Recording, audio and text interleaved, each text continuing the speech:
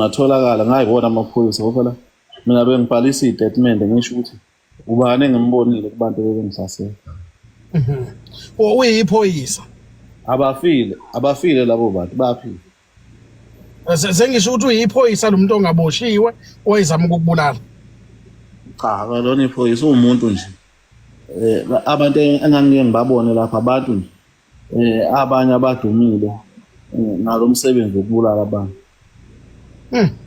Inkabi lezi ekuthiwa zinesandla esihle isezingeni. Kunjalo. Neze mfowethu. Abanye uNkulunkulu engangibabone sewabathatha. Kodwa hayi ngesandla sami. Abanye babehambela mhlawumbe behambe beyo-hijack imoto bedutshula amabhunu o-track kuzothiwa sebesele enkundleni lapho. Ngoba phela uma kuzokwenziwa lezi zinto kuhande kuyofuna iy'moto kuzoganwa ngazo kuyosasela ngazo abantu. Kuqwa abanye abantu kuyosasela abantu.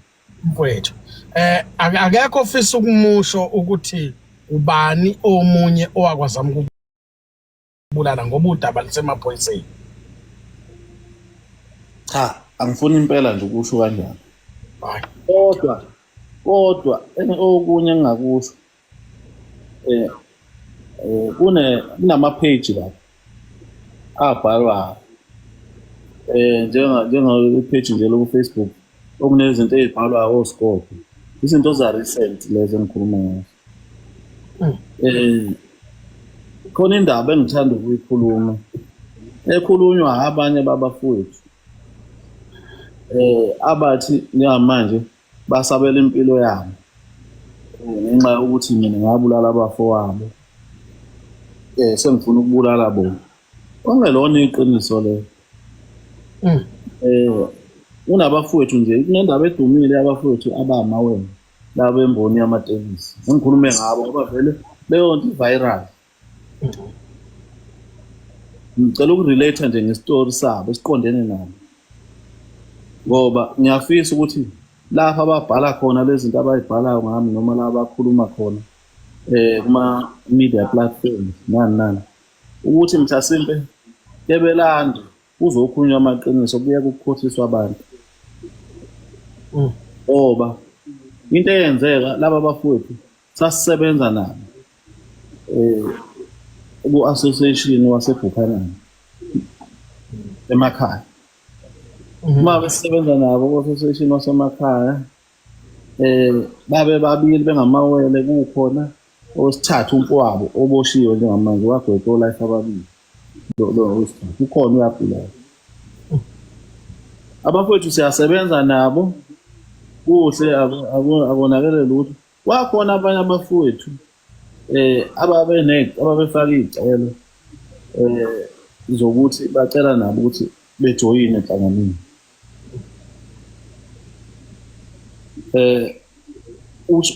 Ushemeni wayekhona leso sikhathi kwakuwubaba uMbatha. Iy'celo zalaba bantu zinganakwa nje zishaya indiva. Kuthe kusuka ngelinye ilanga wafika ubaba uMbatha wazovusa isicelo somuntu omunye wayefuna ukuthi efakwe enhlanganweni. Weqa iy'celo zalaba bey'fake ngaphambili.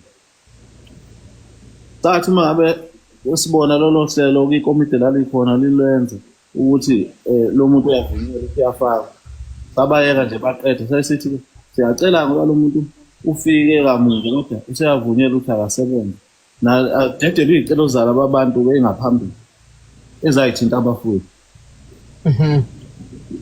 Babe sebefaka kanjalo-ke emsebenzini. Ngabe befaka emsebenzini kulaba bafowethu abamawele khona uyedwa wayenomsebenzi kulaba abamawele. Nalo oboshiwe. Ebese laba bahamba nabo bayovuka umbhejazana ukuthi nabo bafuna kufaka umfowabo. Kodwa ngaleso sikhathi bakwenza sekuyimina osevotela ukuthi akabe u-chairperson ukuthi bayalinda nje ukuthi kudlule leyo period. Ukuba uMbatha wabese emva kwalowo msindo wabe sethi ucela ukuresign ahamba.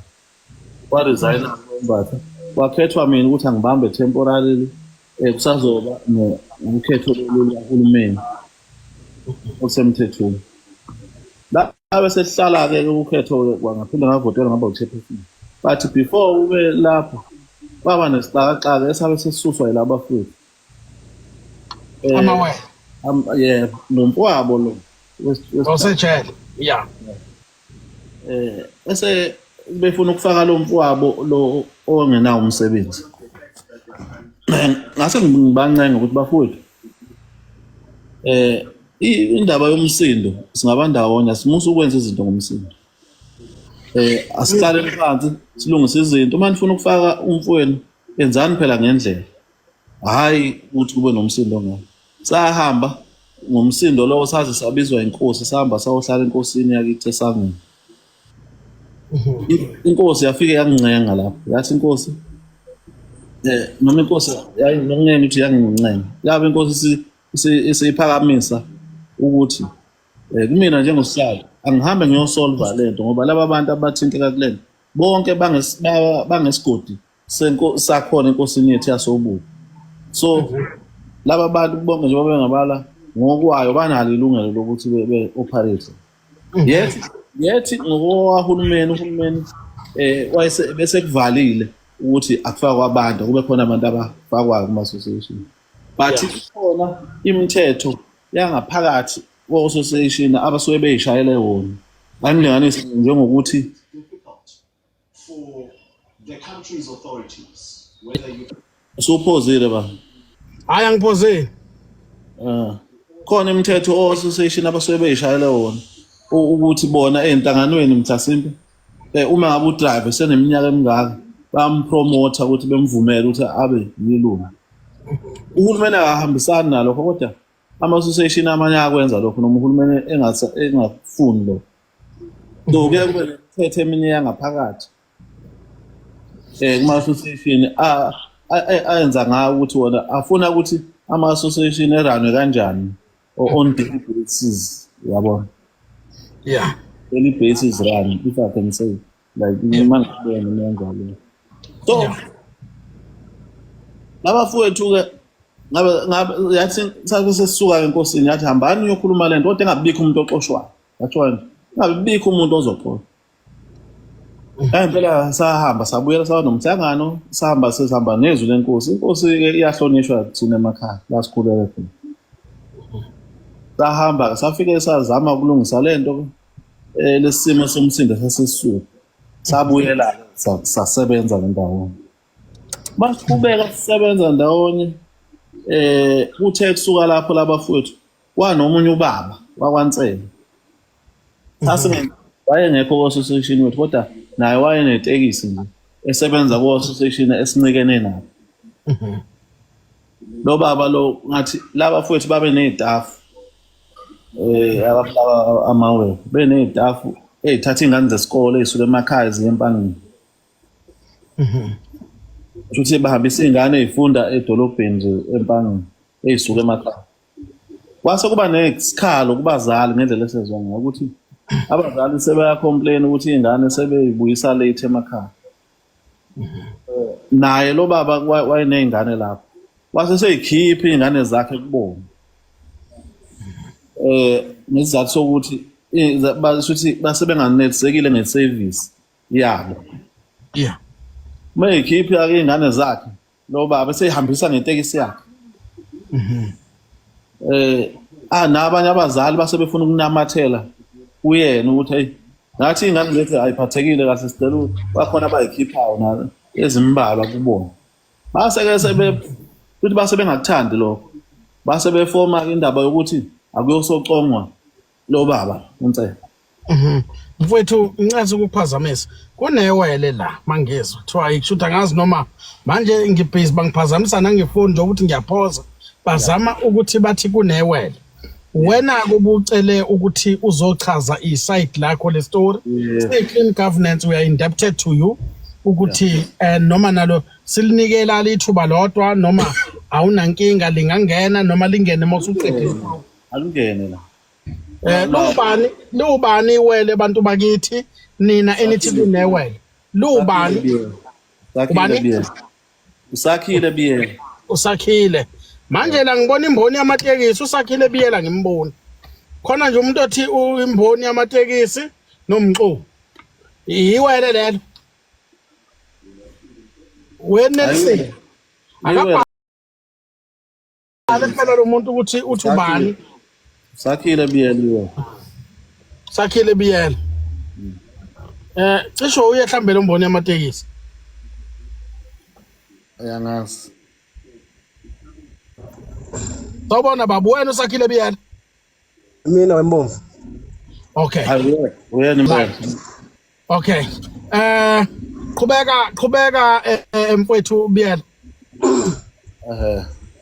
uzolinda ke biyela wena uqeda kufika manje usho la uthi khona uphikisa istatement esishiwo umfowenu la uvika biyela kodwa besingezeli kuzokwenza inkulumo mpikiswano njoba nithi unamanga nisho kuloko asection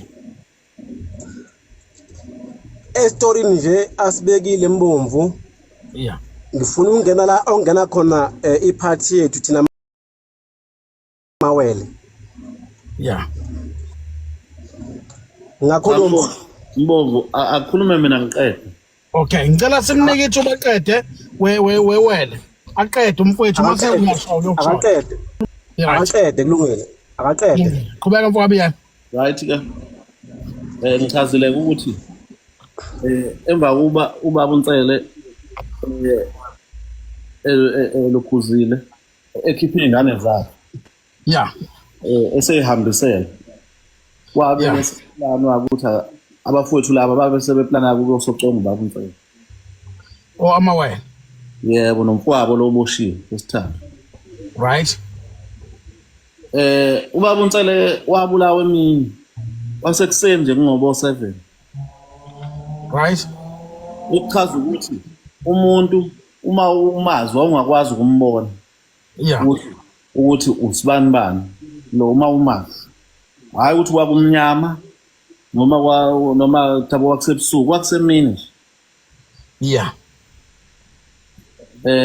kwenzeka lesi sigameko thina sasisedolobheni eMpangeni yeah siyafonelwa ukuthiwa naku inkabi lapha igubula ubaba la uNtsele erent incekene ngepolice station kanti yeah okusho ukuthi bakusuka lesi sidumo ke kudutshulwa lo baba uNtsele amaphoyisa retaliate ebese nawo ephuma ezama ukuzobheka apha lesimo yeah esuka bedlula uNtsele besuka laba bengene kule moto ezibhantanga aba bantu bavele befike ngayo bezohlasela right abanye bengene ngemuva abanye bengene ngaphambili ihamba ngogravel umgwaqo P700 ubheke eMpangeni sifonelwe nathi ngaso leso sikhathi kuthiwa nabo abantu bayabaleka babheka ngedirection yaseNtambanana khona kuthiwa seHittonville wathebheka eNtambanana yeah sisuke thina eMpangeni sizama ukuzo intercepta laba bantu okuthiwa bazinkabi esebebulala umuntu yabo thoba abantu bamshaya washona ubaba uNtsele lo sona umuntu kwadubuleka nabanye abantu kodwa nje washona yena babemdubula nge-AK yeah yeah sisuke ke nathi ke ngamajubane ngespeed sizama ukuyo intercepta lesi simo yeah sihambe uma sifike eHittonville sifike sime nathi senze setup yethu ukuthi uma beqhamuka labantu sobavimba kanje noma uma belwa sizokwenza kanje yeah sime lapho sibona isikhathi ukuthi laba bantu kufanele ngabe badlule la manje sithi safona sithola amakholo kuthiwa hayi labantu sebewiswe imoto ngayindleleni bajaha amaphoyisa sihamba ibangana elincane siqhamukele kubo nangempela sibafice abantu inkabi saphazela emgwaqeni nezibhamu ebese kuthi umfowabo laba bafowethu abamawele lo boshiwe oyena wayedrive imoto yenkabi ekhona ukuphuma yena emotweni bathi kusale ama-belongings akhe kusale isikhwama sakhe yonke into nelicense yakhe yonke into yakhe ephume ebaleke engene ehlathini kunesiqiwi ingene esiqiwini ke ebaleke eze uqhamukela eplazini yena ngolwazi ke ngoba amaphoyisa afika amaphoyisa nawe ezinje athi ukumbhekabheka ukubonakala ama-traces egazi lawa ekade ebaleka khona. Yeah. Abangamthola kodwa nge-information ekhona ebhalisiwe emaphoyiseni wahamba waze waqhamukela eplazini elithile kwakunomfana wenkomo wafika wafonela wathatha ifoni yakhe lo mfana wenkomo wafona ngayo wafonela usakhile wezwa umlando wambalekisa ngefortune usakhile lo esinaye la esikhuluma ngayo. Okay, right. Okay. Kodwa ke ulwazi lo salithola emaphoyiseni. Okay. Kanga ukuthi kahle usakhile wayena lo kufanele ngabe uboshiwe ngomthetho. Eboshelwa ukuthi waba accomplice to imurder. Yes, imurder kaBaba uNtsele. Ababuntsele ngoba phela naye walekelela abantu ababezobulala ukuthi babaleke. Ukhona lokho kusemaphoyiseni. Angithanga ngishilo ngathi singakhuluma kakhulu ngezinto ezisemaphoyiseni. Right, qhubeka. But ke lapho kwabe sekufika intatheli khuluma ngento ekhona mina. Uma wase nibheka ihistory yeDaily Sun ngoba ithina sasisigamekweni. Mina ngafike ngakhuluma even lapho kuleso sigameko njengosihlalo wa-association ngaleso sikhathi. Lesi sigameko sesenzekela lo baba olimele akayena ingxenye ye-association. Kodwa ngokubona kwabantu lezi inkabi zibona ke lezi moto bishayela ubani lo muntu ogcina ebulelwe la. Okay. Right. Then abafowethu ke emva kwaleso sigameko sabe sesibacela ukuthi hayi ngoba seninothuthuva enilenzayo manje ngoba mina futhi I believe ukuthi la ngaleso sikhathi ukubulawa kwababuNtsele nje kwangekhona ukuthi ingoba wakuyena priority number 1 ubona priority number 1 wakuyini ngoba mina babengilwisa bengilwisela indaba yokuthi bafuna ukuthi kufake umfowabo emsebenzini wayengenawo umsebenzi. Right. Okay. Umfowethu usakhile wafika lapha ehudula i303 ehudula phansi isibhamu wazongikhona nge303 kababu wakhe. Ngikhuluma mina kwakukhona abantu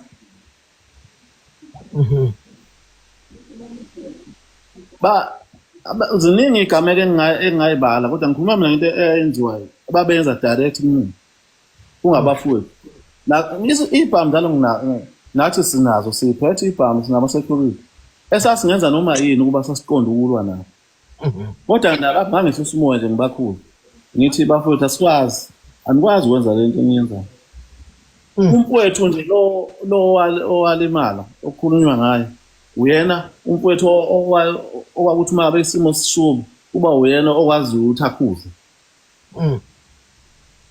Yeah. Abantu ababenochuku uye usakhile lo nalo umfowethu oboshiwe. Yeah. Fokabiyela. Yeah. Ngicela ukuqhubeka. Yeah. Ngicela ukuqhubeka ukuthi emva kwalokho iy'nkabi zabe sezisho yonke into seyicula zasho ukuthi cha behamba nobani uplothwe kanjani ukubulala ukuze zize kugwetshwe naye-ke umfowethu lo wathola o-life ababili. Ugwetshwe icala likaBaba uNtsele. Yebo. Okay. Abafowethu-ke babe sebeba ney'nkulumo-ke zokuthi mina imina engithenga amaphoyisa ukuthi kuboshisa umfowabo engenzeli lutho. Ngaxakeka nje ukuthi bakuthathaphi lokho abakushoyo ngoba umfowabo wahamba phela wabulala umuntu emini ilanga libalele kubona wonke umuntu waboshwa. Uma ngabe eboshwa mina ngingenaphi lapho? Kanti uzohamba kuhambe-ke kulimala umfowabo. Emva kwesikhathi sebahamba la emakhaya. Mase kulimela umfowabo abafowethu labo yenisakhile lo wahamba waye emaphoyiseni wahlala nezikhulu zamaphoyisa. Wafika lapha wacela assistance ukuthi ucela ukuthi kuboshwe mina ngoba ngabulala umfowabo. Wachaza-ke lento wayichaza emaphoyiseni. Amaphoyisa avuma ukuthi azomngisiza ukuthi ngiboshwe. uma ngabe uma ngabe sekufanele ngiboshwe sekukhanda warrant of arrest ukuthi ngiboshwe abasho ukuthi lapha abashushisi bayabuza ukuthi ukuze ngiboshwe mina imotive kwakuyini ukuthi ngibulala umfowabo usethi usakhile emaphoyiseni cha kunendawo abayinikwa inkosi inkosi yesizwe sakithi kwabiyela leyo ndawo babefuna ukwenza i-development ethile emva kwalokho ngikhuluma ngento eviral njalo abayibhala ngisho emaphepheni njalo ngikhuluma ngento kunendawo indawo inkosi yayinikeze bona befuna ukwenza i-development ethile kuleyo ndawo emva kwalokho inkosi yayisiphinda le ndawo isiyithatha isiyinika mina bayisiyinika mina indawo kufanele besayine bona ngoba phela indawo iba ngaphansi kwengonya ama-trust besayine bona into ethi indawo sekufanele manje ibuyiselwe enkosini ukuze indawo ibuyele kimi uma benqaba ukusayina kuleyo ndawo kule ndawo leyo mina ke ngabe sengenza uhlelo lokuthi ngibahlasele ngibabulala asho njalo yeah base bethi abashushisi hayi ke ngoba ngisho njalo nina ama-investigating office hambani-ke nina abaphenyi ama-IO niyo-verify ukuthi lento ayibhalela lona iyiqiniso iqiniso lizovela ngokuthi akiwe enkosini ngoba phela inkosi iyona umnikazi wendawo iyokhonfesa lesi statement owayesesishilo ngezwa ngifonelwa nama ngalelo langa qala ngifonelwa abantu bethi hayibo kade kufika amaphoyisa la abuza ukuthi iphi inkosi yami bawanikeza i-direction kodwa into ayibathusa amaphoyisa ayemaningi abanye kakhuluma ngisho isiZulu baxake ukuthi kwenze njani ngalolo langa ntambama ngabe sengifonela kwabafowabo benkosi sihambile amaphoyisa inkosi imne wethu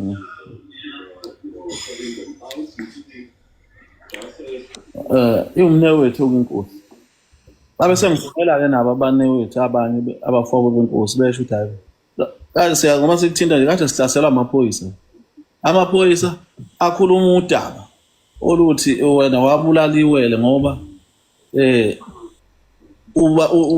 ubabangisa indawo bafuthu abawona babenikwe inkosi lapho-ke inkosi-ke eyathola ukuthukwa khona kwayona inkosi ithukwa yibona abafethu lapho ngenxa yokuthi inkosi yakhuluma iqiniso ukuthi inkosi yafike mangizwa ngangingekho kuthiwa inkosi yafike yathi emaphoyiseni lo muntu enikhuluma ngayo akaze efune ngishiye ibala noma lokukhanda i-tuckshop lapho yachaza inkosi ukuthi kwafika ama-investors efuna ukuzokwakha imall akhomba lama-investors akhomba same ndawo nendawo inkosi eyiniwe abafowethu lapho mina ngingenaphi lapho buza inkosi ngoba kwafika ama-investors ezemkhandlwini ama-investors eza nabantu laba ababeza eza nabo engeyona ingxenye yabo mina ngingathinteki indawo yabuza inkosi ukuthi why bese kuthiwa yimina ngoba mina ngangingahlangani nokwakhiwa kwemall leyo nalabo bantu abafike nama-investors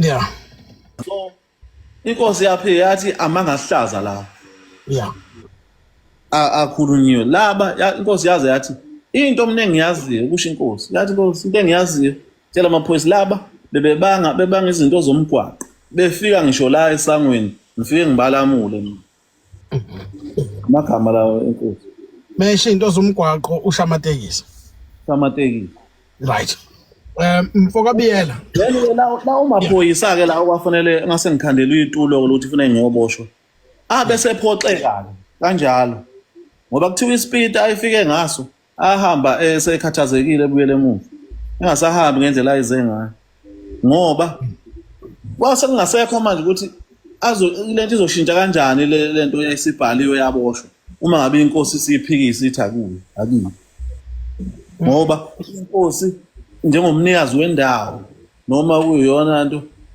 ngoba njengoba inkosi kuyiyona ebheke indawo engonyamathasi ngobukhosi, iyona okufanele ikhulume ukuthi kwenzakaleni ngalento.